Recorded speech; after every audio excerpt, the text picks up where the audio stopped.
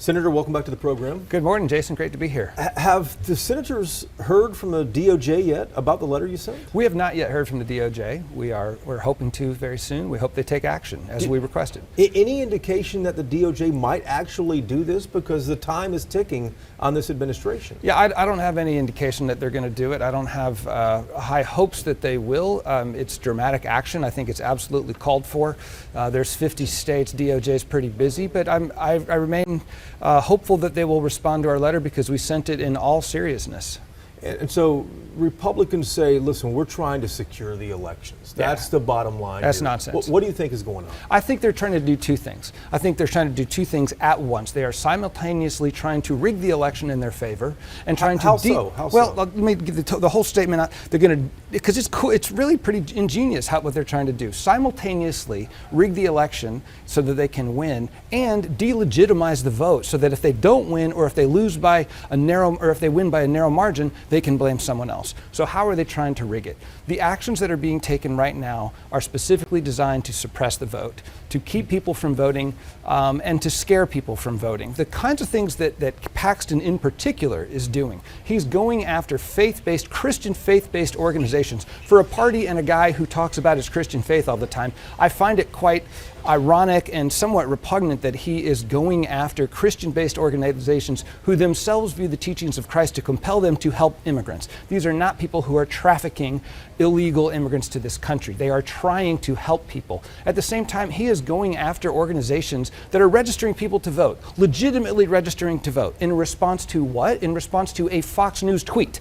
This is an industry that makes a living by peddling misinformation, and he goes out and takes action against an entity and organizations that have been doing this for decades. They are trying to stop people from voting, to scare people from voting. They're breaking into the homes of elderly people, trying to scare everybody that don't help register people to vote, don't help get people to the polls. They're actively discouraging voter participation. I find that anything but election integrity. You're fired up about this, but a lot of these actions I wouldn't say are necessarily new to this election cycle. Well, they're timed very curiously, isn't it? This is August. No, I'm sorry, this is September. This is September. We're less than 90 days out. By the way, if Abbott and the Secretary of State are actually purging voters from the polls right now, they're in violation of federal law. That's something that Abbott had said. All this stuff is coordinated. Right now, less than 60 days before the election, suddenly we're taking these actions? Why is that? Why is that? Because they're trying to tell a story. They're trying to lie to the public that there's some rampant voter fraud going on so that people will protest the election result when Trump loses, which could foment all kinds of unrest. They're also scaring people, and that gets base voters to the polls on the far right. I don't have any respect for these tactics whatsoever. And as far as they haven't forever been going after voter registration organizations that sit outside the Department of Public Safety driver's license places. That's new. Been there for decades. They've been there for decades. Why would they be there if they're not trying to register illegal aliens to vote? That is ridiculous. They're there because family members accompany family members to DMV. People who are at DMV say, I don't know about registering to vote. They don't understand. They go outside, someone explains it to them. They are performing a public service to encourage civic engagement. The very election officials of the regions that were cited in this fake news Fox tweet have confirmed that there is no illegal activity with voter registration going on there, including the local Republican Party chair. This is pure political tactics. How do you think this is going to impact the turnout from Democrats in November? I think it's going to make it bigger. I think it's going to continue to make people angry as long as they know what's going on. The election is being delegitimized and rigged, and I think that Democrats are not going to take the risk of letting that happen. They're going to get out and vote. That's my hope. That's my sincere hope. I really hope it backfires. I have no respect for the tactics they're employing right now. What if you don't hear back from the DOJ by November? Well, we're on the news right now talking to people. I hope it motivates people to vote. If the DOJ doesn't get active by November, perhaps they'll get active in February, because this is a long game.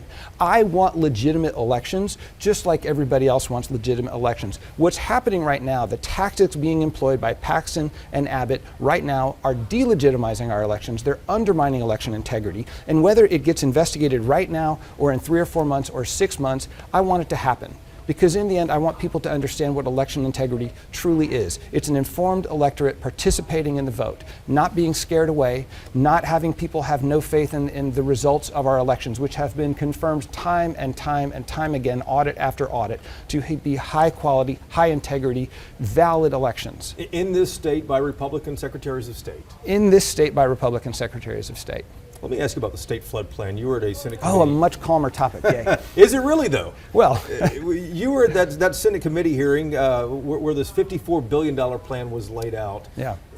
How much do you expect the legislature to actually approve? $54 billion is a big check to write and can't be written all at once. But how much do you think the legislature will approve next session? Well, we need to write a big check because it's not just $54 billion, that's just for the flood plan. To have our state water plan fully funded over time, that's $80 billion. So that's $134 billion, and we haven't even talked yet about a clean water plan. These are great plans, and the Texas Water Development Board is doing really good work. We have scientists doing really good work. We have farmers, we have environmentalists, we have all sorts of people who are working in this space, but it needs the support of the state government. Last session, we put in about $1 billion to water supply. We have been funding the Texas Water Development Board, and the way it works is it's like a bank, right? You put out $1 billion and it might result in $10 billion in investment. So we can get there without cutting $134 billion check. But the seed money was too small last time. It needs to be vastly greater. I would say $2-3 billion. Do I think the legislature will do it? I think there's a lot of people, Republicans and Democrats, who believe, without regard to ideology, who believe that it is time to start making serious investments in state infrastructure, as opposed to, coming back with another round of property tax reductions while our infrastructure lies neglected. Because when I look at what my kids will be facing in this state and what future generations will be facing, they don't need a $17 property tax break. They need water. Yeah, let's explore that just a tad more here. Water is a bipartisan issue, but it doesn't seem like state leaders and the legislature is really taking this seriously. I think there'll be a change this session. In my private conversations with people active in this space, again, without regard to party, they are taking this seriously. And it's an opportunity. We have a $20 billion balance. People call it a surplus. It's a balance. The reason it's not a surplus is because we didn't spend it on water infrastructure or electricity or healthcare or education. This is the extra $20 billion, though, that you guys will have to spend. It's not extra, it's a balance. But you're right, there's money there. And there's $26 billion in the rainy day fund. A responsible government will take that money, the taxpayers' dollars, and invest it for the benefit of the taxpayers. Not hoard it and not pass it out like cupcakes after dinner. We need to make some responsible investments, and water is one of the premier investments we need to make right now, and I'm hearing bipartisan support for it. Senator, thank you. Thank you, Jason.